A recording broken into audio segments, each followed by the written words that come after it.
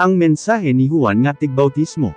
Juan Kapitulo 1 versikulo 19, 28. Gisugo sa mga tigdumala sa mga Hudyo sa Jerusalem ang mga pari ug ang mga katabang sa mga pari sa templo nga agtuon si Juan ug pangutan-on kon kinsa gayud siya.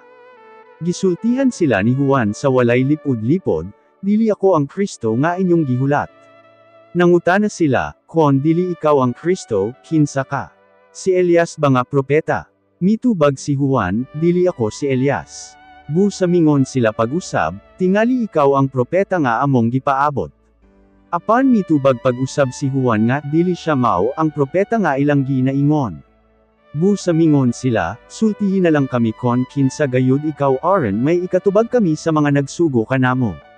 Ansa ang ikasulti mo mahitungod sa imong kaugalingon?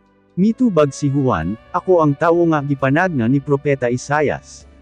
Dili ba mingon man siya nga, may magwalig makusog sa kamingawan. Mag-ingon siya sa mga tawo, tulira ang agianan nga pagaagian sa Ginoo.